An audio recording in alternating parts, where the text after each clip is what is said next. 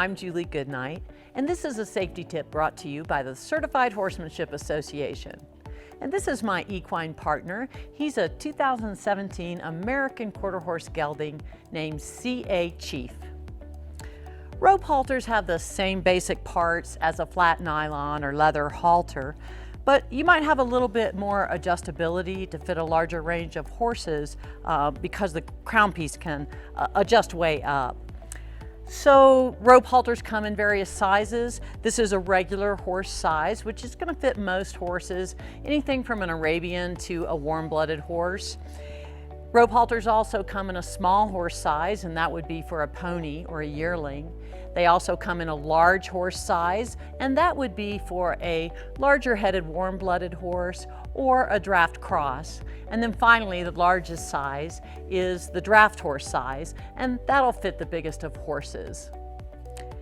If a rope halter doesn't quite fit right, well, if it's too small, it's going to be a little too tight around the nose band and around the jowl of the horse, making it a little uncomfortable for the horse.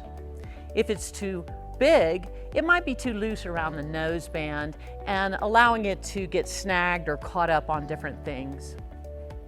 A big jowled horse could be hard to fit in a rope halter. You want to make sure you pull the throat knot all the way up to the throat of the horse and make sure the side piece of the halter comes above the jowl on that big jowled horse. Before approaching the horse, make sure your equipment is well organized and you're ready to slip the halter on. First, secure the horse by putting your lead rope around his neck. Then reach over the neck of the horse to grab the crown piece in your right hand so you can open the nose band, slide his nose in. Be sure to bring the throat knot all the way up to the throat of the horse. Make sure you take all the twists out of the crown piece as you bring it over just behind the poll of the horse, and now you're ready to tie the knot. Insert the crown piece through this loop, pulling it towards you. Again, make sure the throat knot stays centered on the horse's throat and slide the loop up.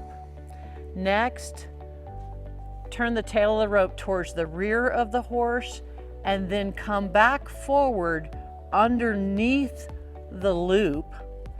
And finally, tying a half hitch, we'll go through and tie over the loop of the halter with the tail facing the back of the horse. When tied correctly, the halter knot looks a little bit like a double figure eight knot. It's very neat and tidy, and it's tied just above this side knot.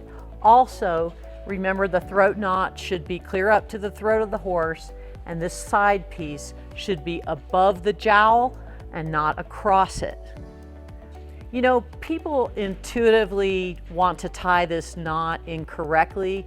It's just one of those things that you almost have to do backwards of the way you think. The way people frequently do it wrong is by tying the knot above the loop, like so. And then you have things are just a mess.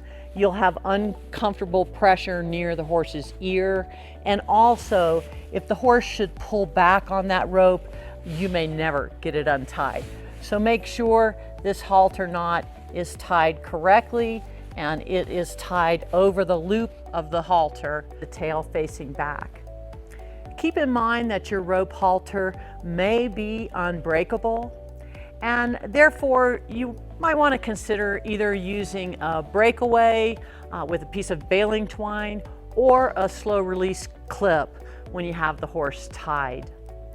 Also, you may find that other halters will be more comfortable and safer for your horse when trailering. And remember, never turn a horse loose with a rope halter on. Always make sure that you take the rope halter off of his head first before turning him loose in any enclosure. I'm Julie Goodnight, and this has been a safety tip brought to you by the Certified Horsemanship Association. If you want to find out more, just go to cha.horse. Remember, that's .horse instead of .com.